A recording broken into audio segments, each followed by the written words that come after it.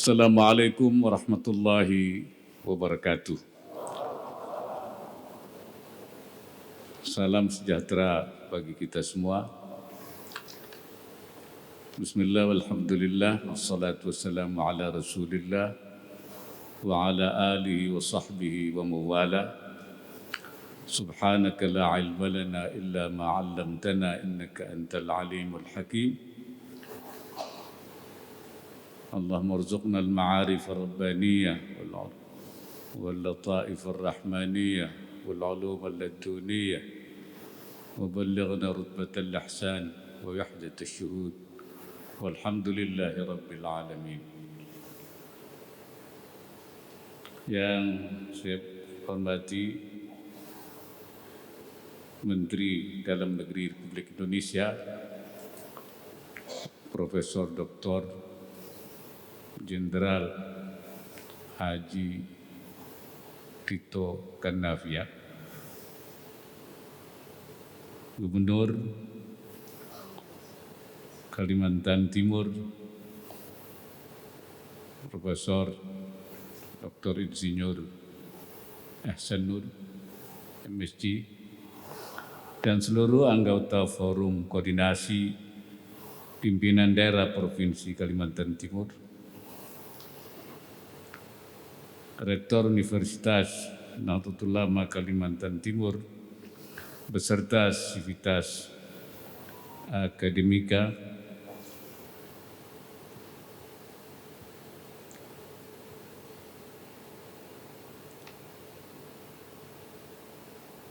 para ulama, mukarramin para ulama, para undangan, dan para mahasiswa Universitas Nahdlatul Ulama Kalimantan Timur, hadirin kalian yang saya hormati.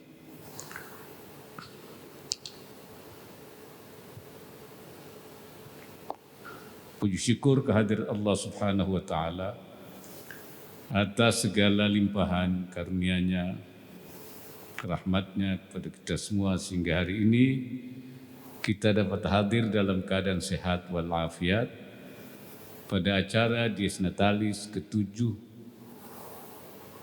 sekaligus peresmian gedung kampus 2 UNU Kalimantan Timur. Saya mengucapkan terima kasih kepada Rektor Universitas Nahdlatul Ulama Kalimantan Timur sekaligus menyambut baik atas undangannya untuk memberikan orasi ilmiah pada Dies Natalis ke-7 UNU Kalimantan Timur dengan tema meneguhkan karakter kebangsaan melalui peningkatan peran perguruan tinggi. Hadirin yang saya hormati, saya ingin mengawali orasi ini dengan menguraikan perkembangan ilmu pengetahuan dan teknologi, khususnya teknologi informasi. Kemajuan teknologi informasi membuka berbagai peluang baru untuk memperbaiki kehidupan manusia. Namun di sisi lain, perkembangan teknologi informasi juga membawa tantangan dan risiko. Teknologi telah mengubah banyak aspek kehidupan kita pada kecepatan yang belum pernah terjadi sebelumnya. Arus informasi mengalir dari satu tempat ke tempat lain di dunia ini dalam hitungan detik. Perubahan ini dapat membawa kemaslahatan, tapi juga kemudaratan. Tergantung bagaimana kita menyikapi dan mengelolanya. Salah satu kemudaratan dari kemajuan teknologi informasi adalah penyebaran secara masif faham-faham yang bertentangan dengan ideologi negara, serta terjadinya disinformasi dalam rupa informasi yang tidak benar atau hoax. Salah satu sebab terjadinya disinformasi masif itu adalah adanya algoritma kurasi yang membuat setiap orang atau kelompok orang meyakini hanya terhadap informasi yang dipasok dari kelompoknya sebagai satu kebenaran. Sementara dari kelompoknya sebagai kebenaran, sementara kelompok lain berpedoman pada kebenaran yang diyakini kelompoknya sendiri. Hal ini dapat menimbulkan keterbelahan dan perpecahan umat serta bangsa. Perguruan tinggi sebagai tahap akhir pendidikan formal seyogianya dapat membekali mahasiswa untuk senantiasa berpikir kritis dalam menyikapi arus informasi dengan berpegang teguh pada akidah, akhlak, dan ilmu pengetahuan. Dalam ajaran Islam, konsep akhlak pada hakikatnya mencakup etika, moral, dan karakter. Moral dan karakter sangat menentukan bagi terwujudnya sumber daya manusia yang unggul. Sehingga hal ini menjadi fokus utama Rencana Pembangunan Jangka Menengah Nasional RPJMN 2020-2024, yakni membangun SDM pekerja keras yang dinamis, produktif, terampil, penguasai ilmu pengetahuan dan teknologi, didukung dengan kerja sama industri dan talenta global. Pembangunan moral dan karakter bangsa dilakukan melalui berbagai upaya, dimulai dari lingkungan keluarga. Pendidikan karakter tidak bisa dilepaskan dari agama sebagai sumber pembentukan etika moral atau akhlak, baik yang berupa sifat-sifat yang berdimensi moral seperti sifat jujur, adil, toleran, maupun sifat-sifat yang berdimensi kinerja seperti kreatif, inovatif, dan kerja keras. Sesuai dengan Undang-Undang Nomor 20 Tahun 2003 tentang Sistem Pendidikan Nasional, tujuan pendidikan nasional adalah untuk mengembangkan potensi peserta didik agar menjadi manusia yang beriman dan bertakwa kepada Tuhan Yang Maha Esa Allah Subhanahu wa taala, berakhlak mulia, sehat, berilmu, cakap, kreatif, mandiri, dan menjadi warga negara yang demokratis serta bertanggung jawab. Dalam rangka mewujudkan tujuan tersebut, saya berharap UNU Kaltim dapat menjadi champion dalam mengembangkan pendidikan yang tidak hanya mentransfer ilmu pengetahuan, tapi juga memperkuat akidah, akhlak, dan karakter kebangsaan mahasiswa UNU serta generasi muda Kalimantan Timur secara luas. Membangun karakter tidak dapat dilakukan secara instan, tapi harus dilatih dan dibina secara terus-menerus sehingga tumbuh nilai-nilai kebangsaan dan rasa cinta kepada tanah air, serta harus dimulai sejak dini. Karakter kebangsaan penting untuk menangkal nilai-nilai yang tidak sesuai dengan Pancasila. Nilai-nilai yang bertentangan dengan Pancasila tersebut saat ini dapat dengan mudah kita lihat, dengar, atau baca karena kemajuan teknologi. Salah satu karakter kebangsaan yang menjadi prinsip dasar bagi kehidupan bangsa kita yang majemuk ini adalah sikap toleransi, di mana kita saling menghargai perbedaan dan menjunjung persatuan dan kesatuan. Nahdlatul Ulama NU sebenarnya telah memiliki panduan tentang kehidupan bermasyarakat dan berbangsa yang meliputi prinsip-prinsip tasamuh, toleran, tawassut, moderasi, tawazun, berimbang, dan hubbul watan. Hubbul watan minal iman, seperti yang tadi menjadi mars, artinya cinta tanah air. Prinsip-prinsip ini seyogianya juga diajarkan dan dipraktekkan oleh UNU dalam menghadapi ekses negatif dari kemajuan teknologi informasi. Hadirin yang berbahagia,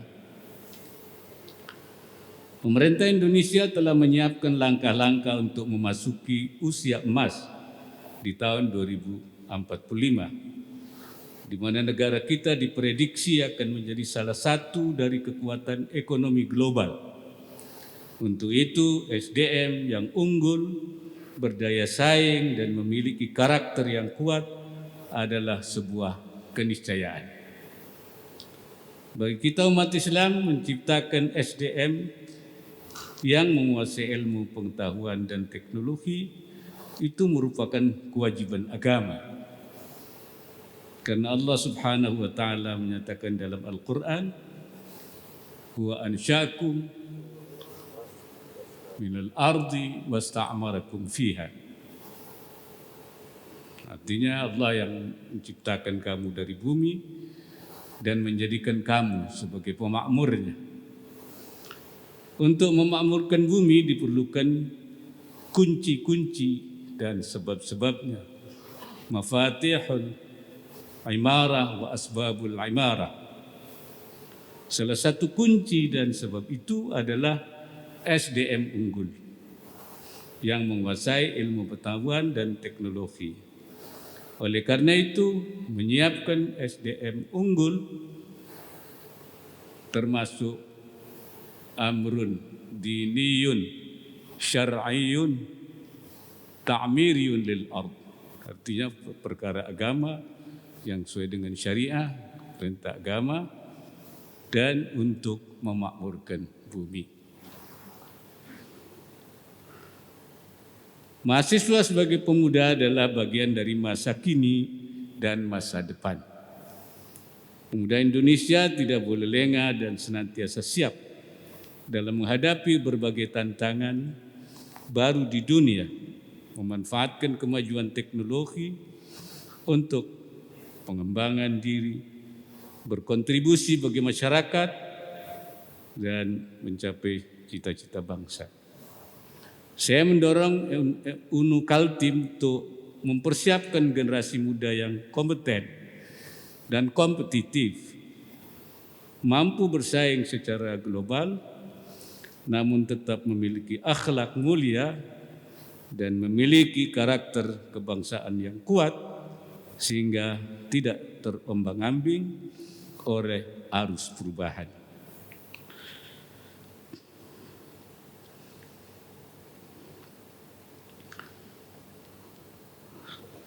Sebelum saya mengakhiri orasi ini, saya juga menyampaikan terima kasih kepada pemerintah, gubernur dan seluruh jajaran masyarakat, tokoh masyarakat, para ulama yang terus berjuang untuk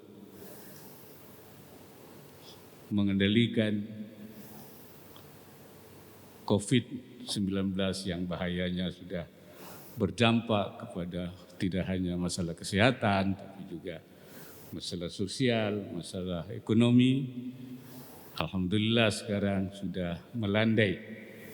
Tetapi kita tidak boleh berpuas diri, tetap waspada, karena banyak di negara-negara lain yang tadinya sudah melandai, terus kemudian naik kembali. Di Eropa sendiri sampai ada yang 23%, ada yang 43%. Dan kita alhamdulillah termasuk yang terbaik, yang di dunia dianggap sebagai sudah kuning, sudah hampir hijau. Ya, banyak yang masih merah, banyak yang masih oranye. Ini berkat kerjasama dan upaya sungguh-sungguh tapi kita tetap waspada. Bagi kita umat Islam, menanggulangan COVID itu bukan hanya soal kesehatan, tapi juga soal agama. Karena menanggulangi COVID itu artinya menjaga jiwa manusia daripada bahaya itu. Dalam agama disebut hifdzun nafs. Hifdzun nafs daripada salah satu tujuan syariah. Maqsadun min maqasidil kubra li syariatil islamiyah. Salah satu tujuan besar daripada tujuan syariah yang besar. Yaitu hifdzun nafs, menjaga jiwa, di samping hifdzud din, menjaga agama, hifdzun nasl, menjaga keturunan, hifdzul aql, menjaga akal, dan hifdzul mal, menjaga harta. Jadi ada 5 ya di dalam maqasidus syariah. Beberapa ulama mengatakan menjaga diri dari wabah adalah wajib.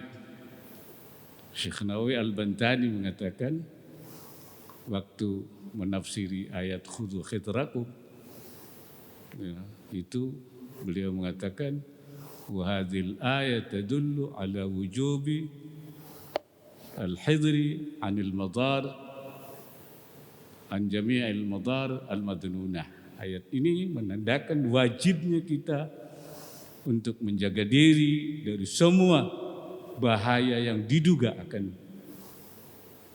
saja sudah kita harus wajib bersiap diri. Karena itu kata Syekh Nawawi mengatakan walidzalik kana al-ilaj bid-dawa wal ihtiraz 'anil waba wajiban. Karena itu kata beliau berobat dan menjaga diri, al-ihtiraz 'anil waba, menjaga diri dari wabah itu sesuatu kewajiban. Karena itu maka penanggulangan COVID bagi kita adalah amrun diniyun syar'iyyun himaiyun ihtiraziyun. Satu perkara agama sesuai dengan syariah untuk menjaga diri dari bahaya yang jadi bukan sekedar program pemerintah, tapi itu kewajiban agama. Sebagai penutup, saya ucapkan selamat kepada seluruh sivitas akademika UNU Kalimantan Timur atas Disnatalis ke-7 dan pembangunan gedung kampus 2 UNU Kaltim. Sekali lagi saya ikut sebagai bagian dari warga Nahdlatul Ulama menyampaikan terima kasih kepada Pak Gubernur yang telah memberikan bantuannya untuk kampus UNU 2 di Kalimantan Timur. Dengan mengucap Bismillahirrahmanirrahim, saya resmikan gedung kampus 2 Universitas Nahdlatul Ulama Kalimantan Timur. Semoga Allah Subhanahu wa taala senantiasa memberikan inayahnya dan meridai setiap ikhtiar yang kita lakukan demi kemajuan bangsa dan negara. Wallahul muwaffiq ila aqwamit thariq. Wassalamualaikum warahmatullahi wabarakatuh. Dimohon dengan hormat Wakil Presiden Republik Indonesia menuju ke meja penandatanganan, didampingi Menteri Dalam Negeri Republik Indonesia, Gubernur Kalimantan Timur, dan Rektor Universitas Nahdlatul Ulama Kalimantan Timur.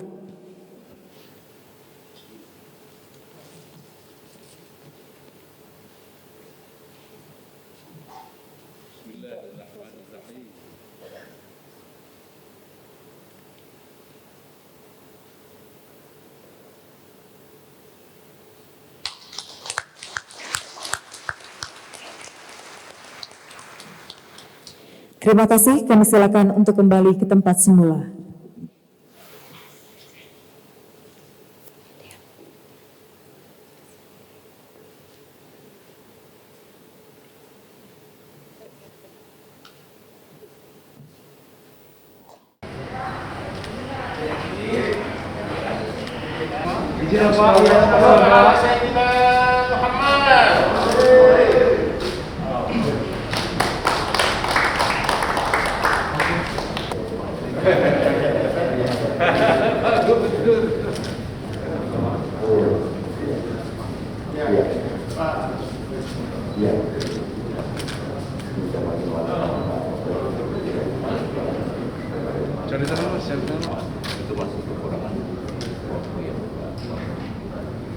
Tetapi juga di ruang ini ada ruang konsultasi, kemudian juga di lantai depan itu ada ruang dekan, debat yang lain.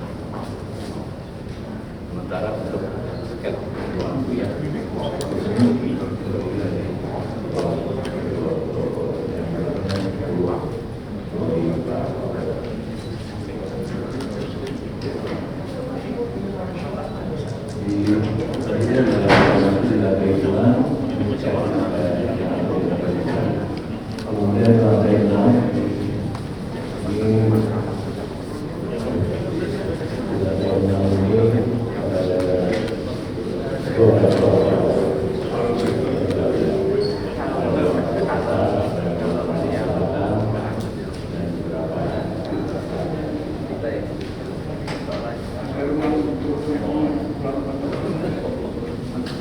Pertemuan besar di lantai.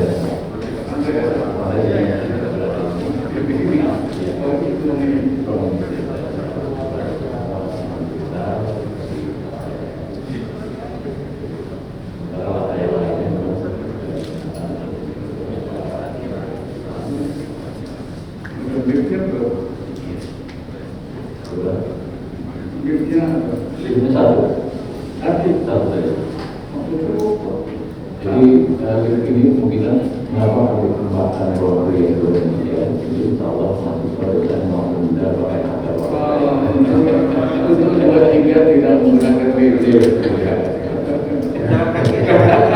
Linknya satu tapi besar Pak. Besar.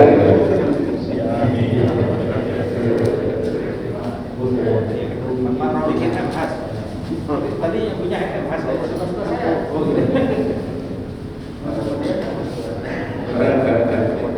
Ini perencanaan